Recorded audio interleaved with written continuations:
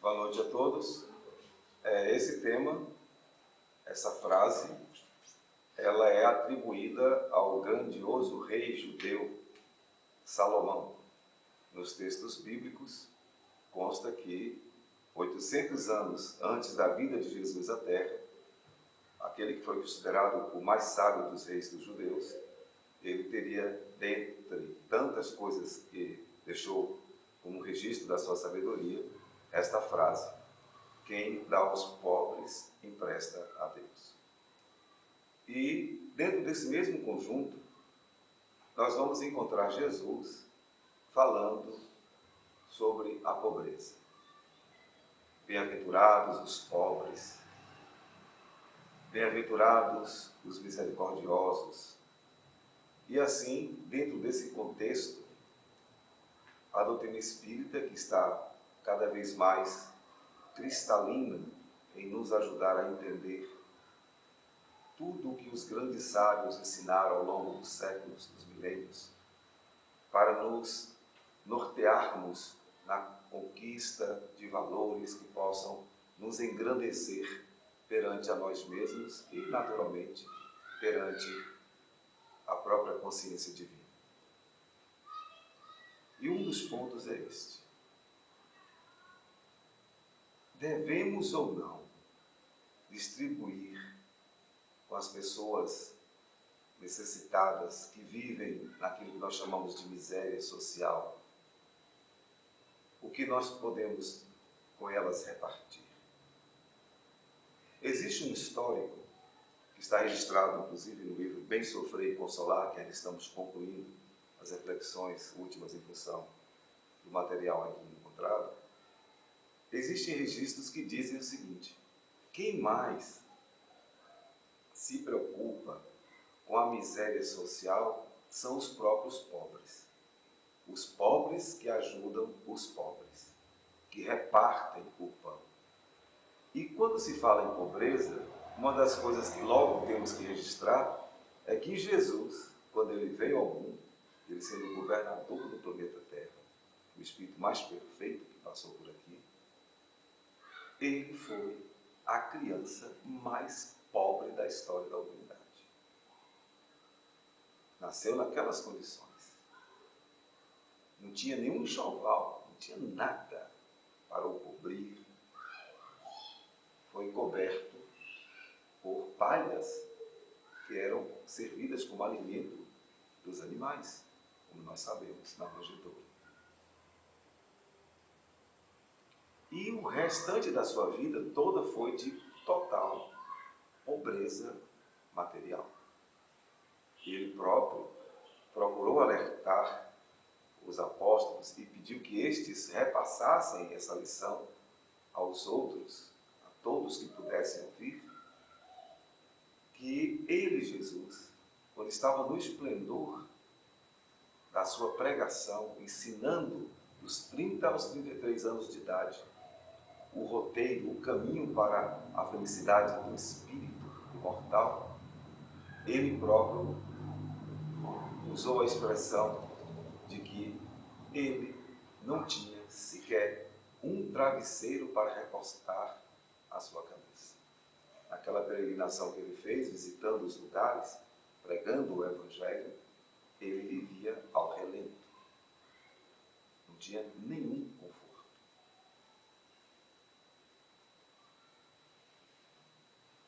No movimento espírita atual, nós tivemos reuniões em que esse assunto foi abordado. Lembrando que o movimento espírita é a tentativa organizada, oficial dos espíritas, de estudarem e vivenciarem a doutrina espírita codificada por Allan Kardec, que tem como função justamente trazer de volta tudo aquilo que Jesus havia ensinado. E uma das questões polêmicas que surgiu eram estas: as casas espíritas devem fazer campanhas de alimentos para oferecer às famílias com problema de segurança alimentar? As casas espíritas devem criar instituições para abrigar pessoas que não têm o mínimo necessário para uma vivência digna? não tem agasalho, não tem teto. E das reuniões que tivemos a oportunidade de participar, verificamos que há uma divisão de opiniões. Alguns acham que não, que o Espiritismo, os espíritas, as instituições não devem fazer esse tipo de campanha e esse tipo de assistência. E um outro grupo menor já considera que não, que a gente precisa sim também cuidar destas pessoas. Quando a gente vai buscar justamente a conversa de Jesus com os apóstolos naquela ceia famosa, a despedida dele entre nós há 2000 anos, ele deixou bem claro que quem quisesse encontrá-lo deveria procurar os irmãos pequeninos. E João, o evangelista, diz: mas quem são estes? E ele deixou muito claro, assim, com palavras que não tem como interpretarmos que ele queria dizer uma outra coisa. Dê comida a quem tem fome, dê água a quem tem sede, visite quem estiver no hospital, quem estiver na cadeia, vista quem estiver nu e dê abrigo a quem estiver sem teto. Felizmente, uma boa parte do movimento espírita entende isso.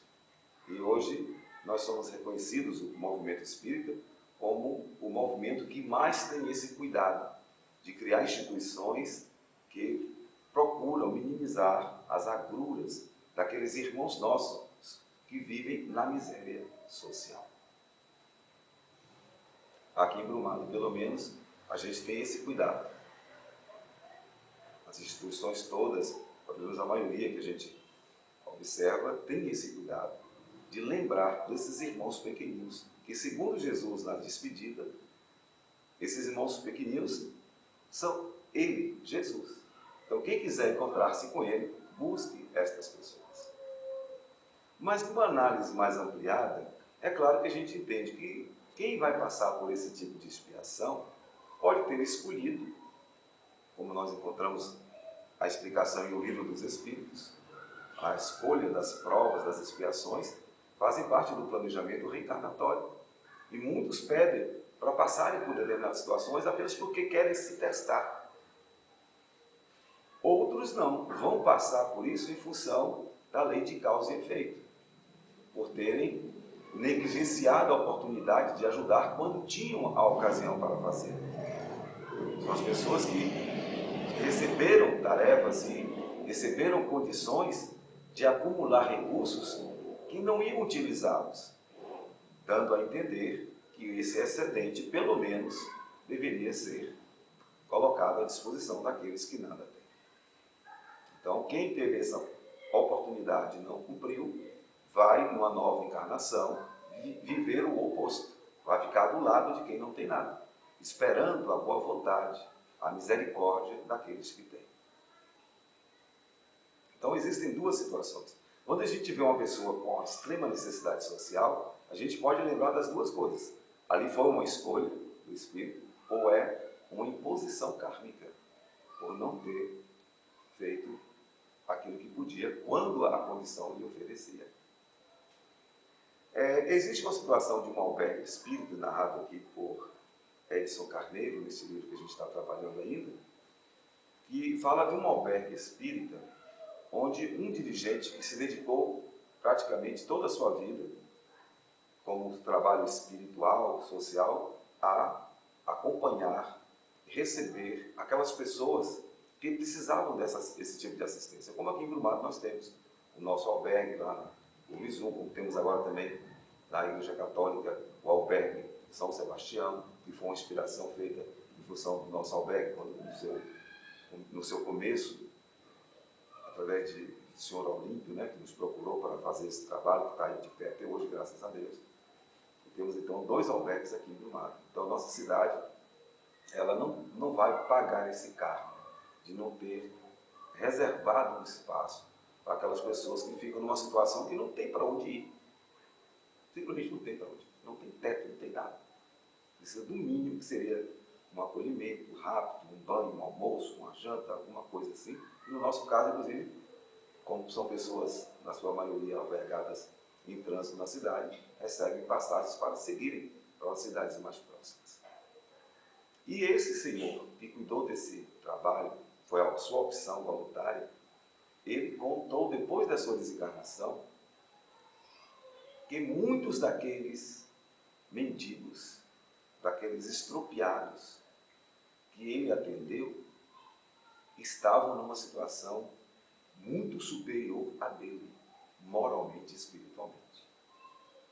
Foram espíritos que optaram pela miséria social, pela miséria material, pela falta mesmo do dinheiro, e aproveitaram aquela oportunidade para desenvolverem principalmente o desapego, o desprendimento, a humildade, valores imprescindíveis na caminhada para Deus. Sem essas riquezas, nós não vamos evoluir. Nós não vamos encontrar a verdadeira paz, a verdadeira alegria. Mas também encontrou pessoas que estiveram nessa situação, mas tinham posturas de inconformação. Estavam em expiação, por quê? Porque tiveram a oportunidade de ajudar, não ajudaram, e ainda, quando tiveram a expiação para sentir a dificuldade que ele viu no outro e não se sensibilizou, entrou em processo de inconformação, de insatisfação, de revolta, complicando-se, mantendo-se estacionário no caminho da evolução. E no meio de tudo isso estamos nós outros. Mas a reflexão também vai um pouco mais além no seguinte aspecto. Existem dois tipos de miséria nesse caso. A miséria social, econômica e financeira, que tem essas duas possibilidades, como já falamos, a escolha do espírito para passar por essa experiência, ou aquele que sofre uma injunção kármica. Mas tem também a chamada miséria moral. Essa, então, é a mais dramática de todas.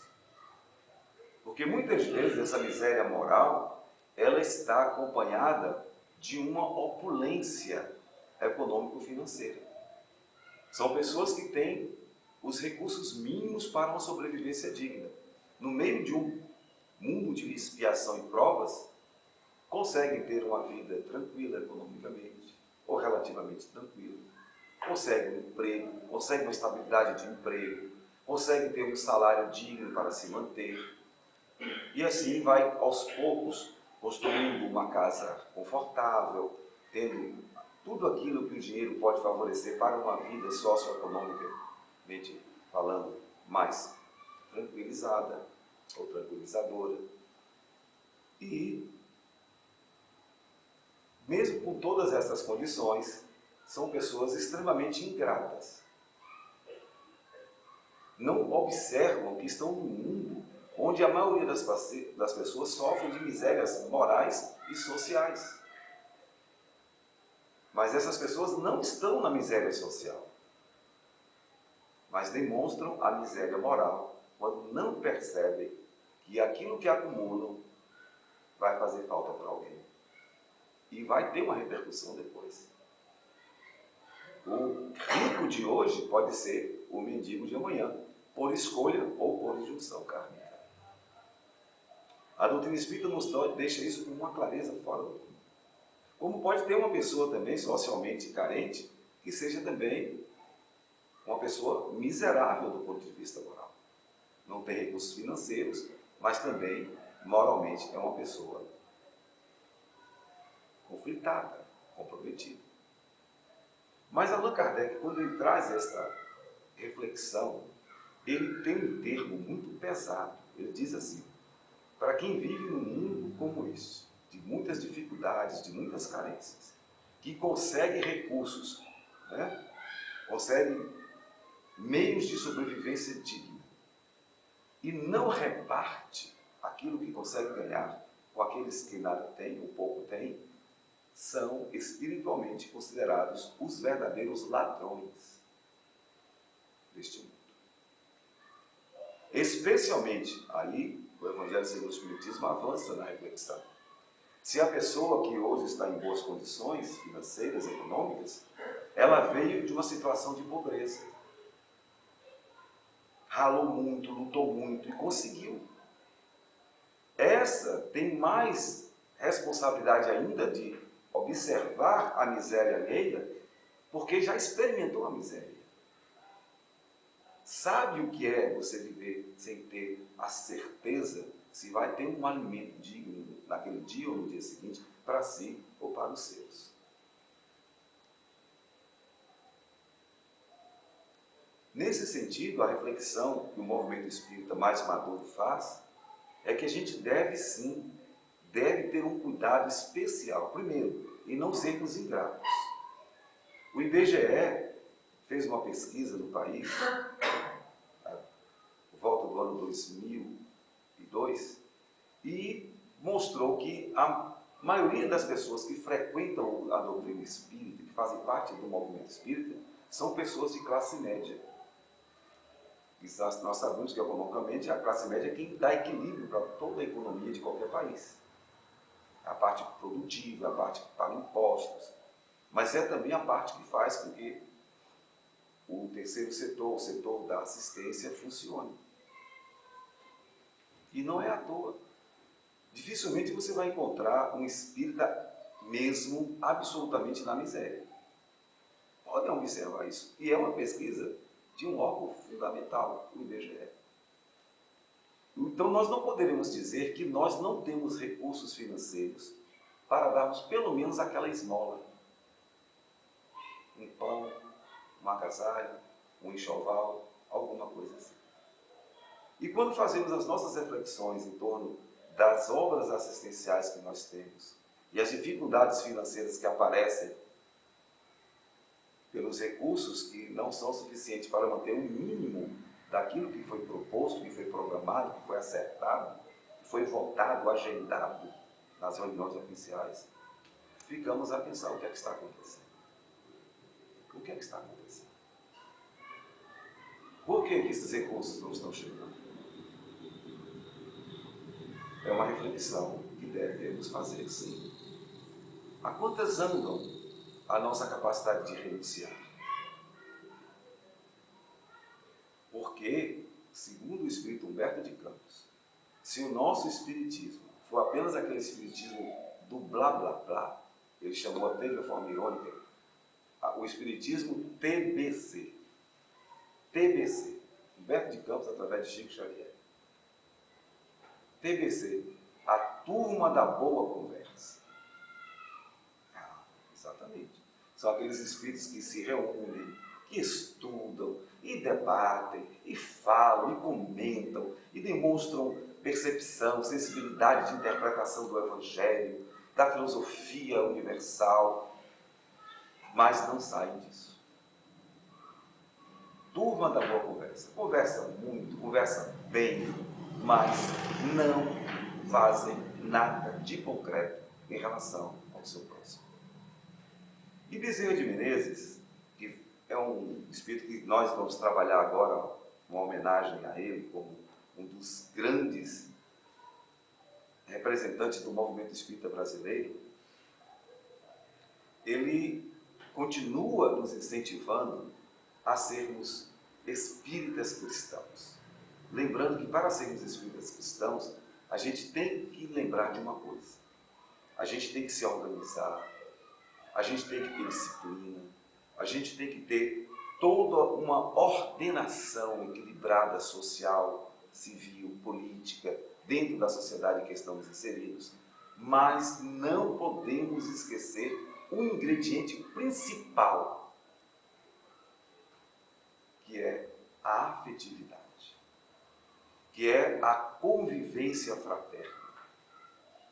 Independentemente se somos pessoas que pensamos da mesma forma, se temos as mesmas metodologias de trabalho, mas é fundamental que a gente eleja o principal ingrediente do relacionamento entre todos que fazem parte do movimento espírita, mesmo com todas as diferenças naturais que existem, é que a gente não perca o respeito uns pelos outros. Ao contrário, quanto mais dificuldades percebermos de entendimento, o empenho para que a fraternidade, a tolerância coexistam deve ser muito maior, muito mais cuidado ainda com as pessoas difíceis, com as pessoas complicadas, com as pessoas adversas. E os espíritos que estão conduzindo-nos, inspirando-nos, eles esperam que a gente assimile isso. Que o movimento espírita realmente possa ser um verdadeiro representante de Jesus na Terra. Mas lembrando o que Jesus disse, quando perguntado por João. Uma vez que Jesus também falou que muitos iriam se apresentar como seus discípulos, como seus representantes. E ele disse, olha, nem todos que dizem Senhor, Senhor, entrarão no céu. E João indaga-lhe, mas então, mestre, ele falou, Jesus, que haveriam falsos cristãos, falsos profetas, e que iriam aparecer aos montes ao longo dos anos dos séculos. Especialmente nesse momento de transformação do mundo, da separação do joio do trigo, que nós chamamos hoje de transição planetária. E aí ele diz, os meus discípulos serão conhecidos por muitos se amarem. Então esta é a referência que nós temos. Nos grupos que estão formados, nas casas espíritas, todos, existe essa preocupação de desenvolver a afetividade. Nós estivemos hoje fazendo uma breve reflexão dos nossos trabalhos, inclusive com as nossas crianças, e a gente sempre tem essa preocupação de perceber o quanto que as pessoas que frequentam os nossos ambientes, elas estão se sentindo realmente acolhidas. Elas estão se sentindo realmente envolvidas num ambiente fraterno. Que esta deve ser a base de todo o nosso trabalho, além de toda a organização que devemos ter. E aí verificamos em nossas crianças, por exemplo, da Deodidade Esperança, que quase todos os dias, quando chegam, todas as crianças, elas manifestam uma alegria imensa de estarem frequentando a Deodidade Esperança. Já chegam sorrindo, com um brilho nos olhos, que é emocionante. É algo que realmente nos empolga, já que a gente tem aquela ideia de que uma escola espírita, ela deve ser um ambiente acolhedor. E a criança deve ter uma felicidade, uma alegria de estar naquele ambiente. Como a gente percebe hoje uma crise na educação oficial por isso. Há um sistema educacional que, infelizmente, nem sempre contempla esse lado humanitário como prioridade, além da instrução. E assim, muitos jovens, muitas crianças não estão querendo ir à escola. Estão fugindo da escola, estão simplesmente recusando frequentarem o ambiente educacional. E no nosso caso, a gente fica feliz de perceber isso. Hoje mesmo encontramos pessoas amigas, que já víamos há alguns dias, e falamos assim dessa ideia da criança, e também percebemos que a gente também está sentindo saudade de nos encontrarmos, felizes de que vamos ter uma mediúnica tal dia, vamos ter uma evangelização outra, e isso é o elan, é exatamente o que Jesus chamou de um sal da terra, é o tempero que vai fazer com que a gente faça um trabalho de doação, um trabalho de abnegação, um trabalho de renúncia, e não vamos ficar requeixando porque temos esse trabalho. Ao contrário, vamos ficar cada vez mais felizes por podermos abrir mão de nossas obrigações próprias, de nossas vinculações familiares e profissionais, e vamos viver um momento totalmente de doação, de desprendimento, de alegria, de prazer. Criando uma vibração que vai cada vez mais crescendo na medida em que a ação fraterna também cresça. E essa é a energia da alegria do verdadeiro cristão. E é assim que a gente coloca essa reflexão sobre a questão das misérias. Lembrando que talvez nós outros não temos a miséria social, mas temos o dever de observar os irmãos nossos que estão próximos a nós, que moram ao nosso lado, que estão com dificuldades de se alimentarem, de se vestirem, de se abrigarem. A gente não pode ser indiferente em relação a isso. Mas, ao mesmo tempo, devemos ter o cuidado de observar, já que não temos a miséria econômico-financeira, mas como é que está a nossa miséria moral? Como é que está o nosso coração em relação ao perdão, em relação à tolerância, em relação a tentar compreender o outro com suas dificuldades. Porque, como nós vimos no exemplo daquele senhor do albergue, mesmo que ele tenha feito um trabalho belíssimo, ele ficou bem no mundo espiritual, mas ele encontrou pessoas muito melhores do que ele, que viviam na mendicância, porque trabalharam em si a reforma interior, saíram da miséria moral. E nós temos notícias que mesmo que aqueles que fazem caridade da esmola, mas que não trabalham a parte íntima, encontram dificuldades quando retornam para o mundo espiritual. Teve uma situação também narrada por Edson Carneiro, que é importante para a gente concluir a nossa reflexão, considero, sobre uma pessoa que fazia um trabalho social numa casa espírita, Dona Elza. Aquele trabalho de fazer visitas às famílias, como a que nós temos em Brumado, socialmente carentes, que nós cadastramos. E aí, ela visitou uma senhora que estava com uma dificuldade imensa, veio de uma situação muito triste, do Nordeste, foi para uma capital, e lá, não tendo qualquer condição, ficou uma situação de penúria. Conseguiu um local, uma favela muito inóspito, insalubre para ficar com seus familiares. E ela foi incluída nesse grupo de assistência. E Dona Elza percebeu que Dona Lucinda, a senhora que veio nessa condição de miséria, ela era uma pessoa que estava querendo vencer na vida. Ela estava insatisfeita com a sua condição de miséria. E ela estava procurando algo que pudesse fazer com que ela se retirasse daquela situação. E ao perceber isso, Dona Elza fez um esforço e propôs para Dona Lucinda que ela se profissionalizasse.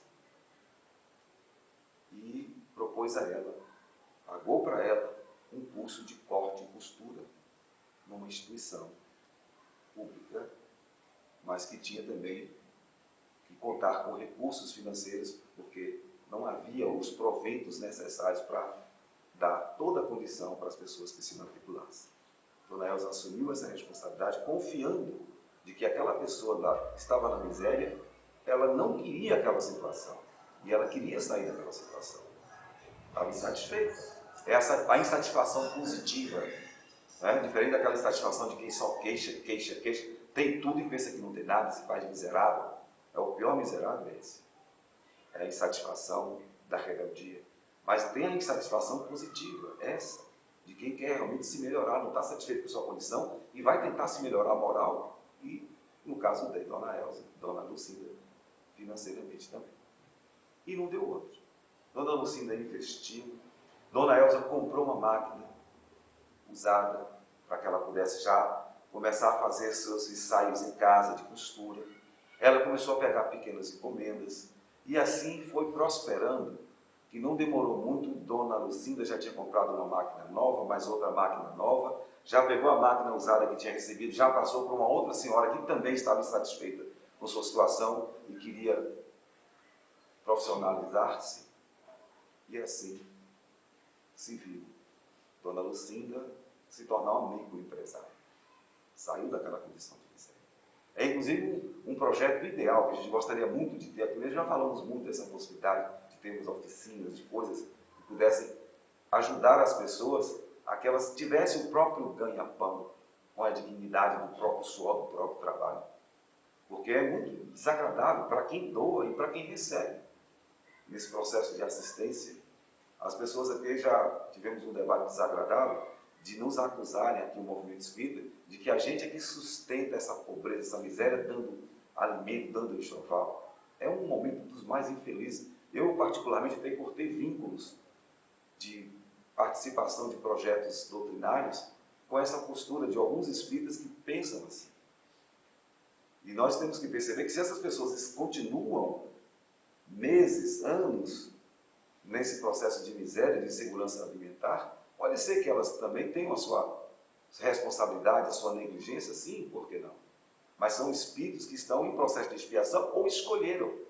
E o que nós devemos fazer como espíritas, está isso escrito em nossas obras básicas, Quando a gente vê alguém com uma situação difícil, a gente não tem que dizer assim, ah, eu compreendo que quem está assim é porque ou pediu ou mereceu, tudo bem. Mas se você localizou, além de compreender, passa a ter um dever moral de atenuar aquela miséria, aquela expiação.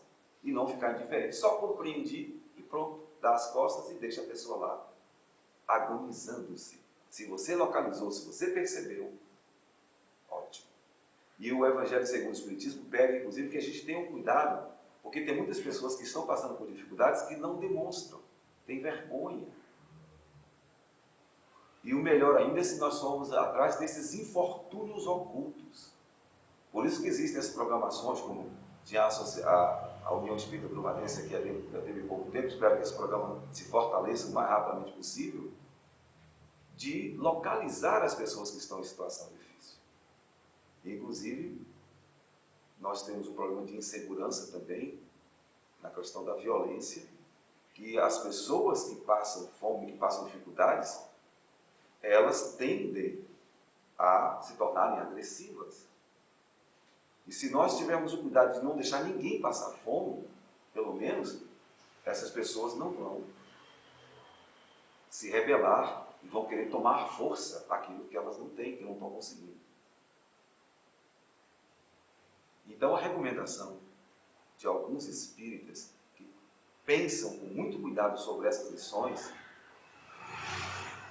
é que, antes de você falar de Deus para a pessoa, antes de você propor a evangelização de quem quer que seja, que é a coisa melhor que tem para a gente fazer para ajudar alguém a crescer, verifiquemos se essa pessoa não está passando por alguma necessidade. Matemos primeiro a fome, façamos o mínimo que a gente possa para dar a confiança de que aquela pessoa ela vai ter o mínimo da dignidade para sobreviver. Aí depois vamos falar de Deus, vamos falar de Jesus, vamos falar do amor, deste plano de evolução que está aí para todos nós realizarmos, a fim de finalmente chegarmos, né, a concluir as nossas tarefas nobres dentro daquilo que Deus programou para cada um de nós. Então são essas algumas das reflexões que a gente deixa aqui nesse registro, pedindo que nós, do Movimento Espírita, a gente tenha muito mais cuidado, muito mais sensibilidade, porque se nós estamos com esta visão de mundo, se nós estamos compreendendo a vida com mais abrangência, nós seremos muito mais responsabilizados se continuarmos a manter uma postura de insensibilidade e de indiferença moral. Muito obrigado a todos pela respeitosa atenção.